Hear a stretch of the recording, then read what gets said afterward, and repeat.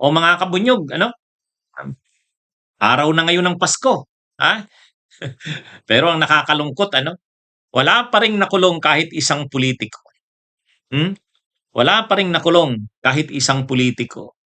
Nung nakaraang araw, nung pumasok yung December 15, ay 'di ba ang sabi noon ni Ombudsman Boying Rimulya, pag December 15 lalabas na ang mga arrest warrants. Mga ilang arrest warrants daw ang lalabas. Sigurado daw 'yan, mayroong malalaking isda diyan. Pag sinabing malalaking isda, big fish, mga politiko 'yan. Either senador or kung mga congressmen. Nung hindi nangyari yan nung December 15, sabi natin, hayaan nyo, December 15 pa lang naman. Ang sabi naman, siguradong may mga magpapaskong politiko sa loob ng kulungan. O ngayon, sa bagay, sa atin namang mga Pilipino, ang hanggang December 31, hanggang New Year, January 1, Pasko pa rin naman yan. Baka sabihin nila, hindi, mayroon pa rin, December 26, bukas, 26, 27, 28, 29, abangan nyo, may posibleng mangyari. Mga kabunyog, mga kababayan. Ang malungkot dito, itong linggong ito, biglang nawala si Ombudsman Boying Rimulya. Di ba biglang ng ibang bansa? Biglang ng ibang bansa. Pasalamat sila,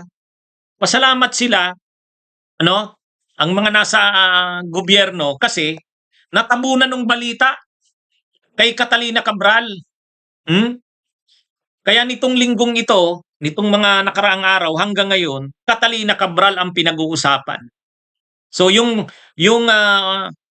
pangako na may makukulong na mga politiko panahon ng Pasko o bago magpasko, walang nangyari. Mga kabunyog, mga kababayan. Ang tanging nakulong lang na medyo malaking isda pero hindi naman politiko, si Sara Diskaya. Nakakalungkot itong nangyaring ito. Mga kabunyog, mayroon pa namang 26, 27, 28, 29, 30. Bahagi pa naman yan ng Kapaskuhan. Pwede namang sabihin nila, Ombudsman Boying Rimulya, hindi, ang sabi namin, may magpapasko sa kulungan ng mga politiko. O sige, sa atin naman ang Christmas hanggang January, itong bagong taon, Pasko pa rin yan. Ito ang malaking challenge sa administrasyon ni PBBM pagpasok ng 2026. Pagpasok ng 2026 at walang napakulong na mga politiko, ay wala. Magagalit na talaga ang tao, mga kabunyo. Baka sa sunod na Pasko 2026. Ang lagi kasing sinasabi, hindi naman kasi madali magkaso sa mga yan. Pinag-aaralan naman yan. Okay, balikan natin. Kailan ba inanunsyo ni PBBM itong mga politikong ito, itong mga kontraktor na ito, itong korupsyon na ito? Ay di ba July? O anong buwan na ngayon? July, August, September, October, November, December. 5 buwan na ang nakakaraan. Kumbaga ang tao, ang gusto ng mamamayang Pilipino may makita ng makulong na politiko. Hindi naman sinasabi natin lahat yan makulong na sabay-sabay. Sa aking bang vlog dito, sa aking bang mga talakayan, sinasabi ko bang ura-urada na? Hindi. At least bago magpasko, may makita na tayong makulong. Hindi naman natin sinabing lahat ng politiko. Kaya lang kahit isa wala man lang. Bakit? Napakahirap bang may makasuhan kahit man lang isa? At habang dumadaan ang mga araw, anong nangyayari? Nakatakas na si Saldico, nahihirapan ng pabalikin. Si Manuel Bunuan, nandun na sa United States, hindi naman bumalik noong December 17. Nagpakamatay na si Cabral. Wala na, nawawala na. Kumbaga dumadaan ang bawat araw eh. Ngayon, mag-ano tayo, sasabihin natin, masyadong nagmamadali ang mga Pilipino. Hindi nagmamadali ang mga Pilipino.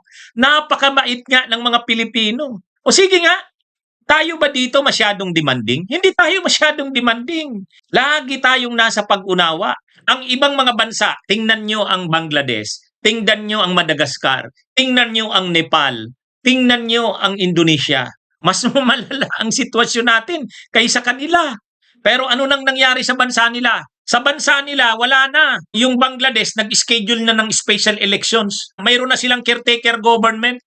Ang alam ko nga, ang caretaker government sa Bangladesh, si Yunus. Alam nyo yung si Yunus, tagahanga ako niyan. Yan yung ama ng mga yung Grameen Bank, 'di ba? Yung Grameen Banking, mga card, yung card bank, mga ganyan. Yung mga nagpapautang sa mahihirap, Grameen Banking, galing yan sa Bangladesh. Ang nakaisip Grameen Banking na yan, si Yunus. Ngayon, nagkaroon ng mga protesta sa Bangladesh, ibinagsak ang gobyerno doon, pinalitan. Pinalitan muna ng caretaker government. Yung caretaker government doon, sila Yunus. Tapos nag-eleksyonan ng susunod na eleksyon. Yung ano na, sa Madagascar, sa Nepal, nagprotest ang mga tao. Nakikita nyo yung finance secretary, nakita natin sa video. Yung finance secretary ng Madagascar, natakot, tumakas, nandun sa ilog, tumakbo. Nakita nyo yon? Ayaw nating mangyari yung mga yon. Sabi natin sana wag namang mangyari sa Pilipinas yung kaguluhan ng ng Nepal. Wag naman sa atin mangyari yung kaguluhan sa Indonesia. Okay, hindi naman nangyayari sa atin yun. Ayaw din naman nating mangyari yun. Bakit? Kasi napakabait nating mga Pilipino. Napakabait nating mga Pilipino at napakapasensyoso natin. Kaya lang kung ganito ang nangyayari, nakatakas na sila Saldico, hindi pa napapabalik. Si Manuel Bunuan, nandun na sa United States, sabi December 17 babalik, hindi naman bumalik. Si Yussi Cabral nagpakamatay na.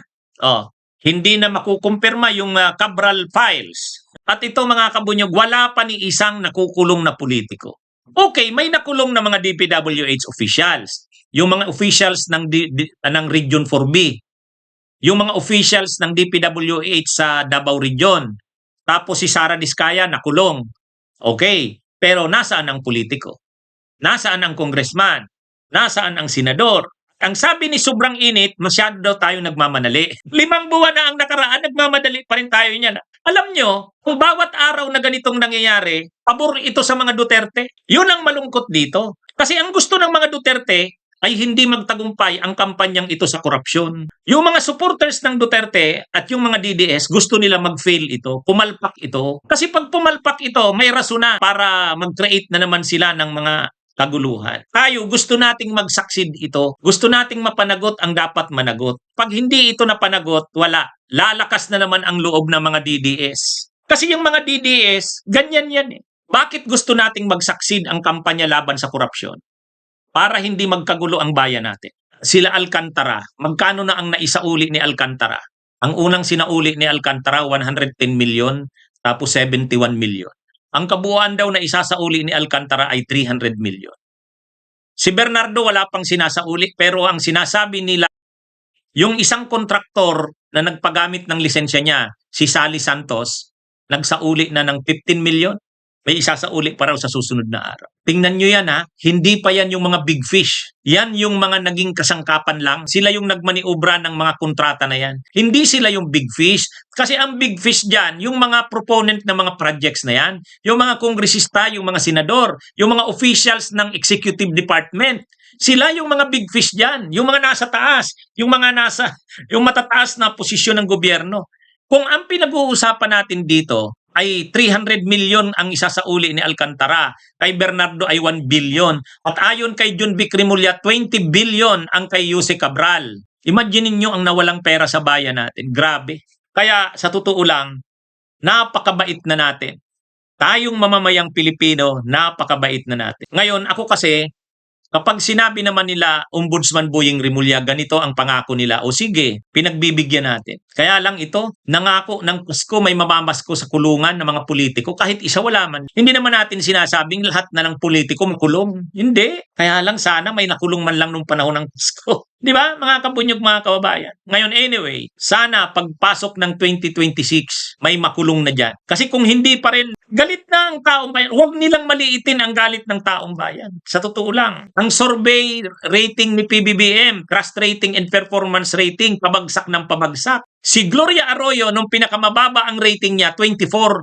Si PBBM ngayon, 31. Ang lapit na. Malungkot kapag ganito kasi lalakas ang loob ng mga Duterte na siraan ng administrasyon. Natutuwa ang kampo ng mga DDS na hindi nagtatagumpay ang kampanyang ito laban sa korupsyon. Kaya dapat nitong susunod na taon, mayroon na tayong makita. Hindi na nga pinipilit ng taong bayan si Marcos mismo na managot. Hindi na nga masyado si Romualdez eh.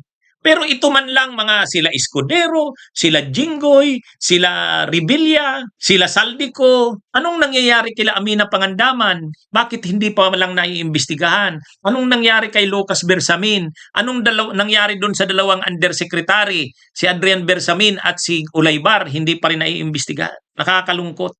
Linalabanan natin ang mga paninira ng mga DDS, ng kampo ng mga Duterte. Kasi ang gusto talaga ng mga Duterte, magkagulo na para si Sara na ang pumalit. Ayaw naman natin, di ba?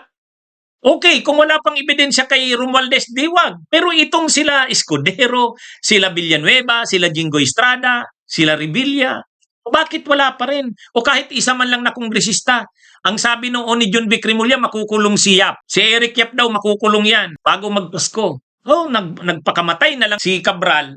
Yun ang kasusyo yun ang kasabwat ni Eric Yap. Yan yung malungkot na nangyayari. Kaya sana pagpasok nitong 2026 may makita tayo.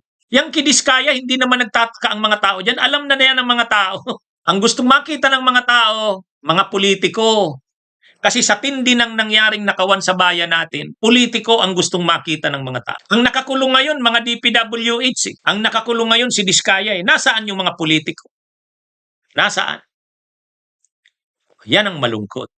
Mga kabunyog, mga kababayan. Magandang araw po sa inyong lahat. Mabuhay po tayo. Bunyog, bunyog, halikan na kasama ka. Bunyog, kapag buklod ay may pag-asa. Luzon, Visayas, Mindanao, isa ang pananaw.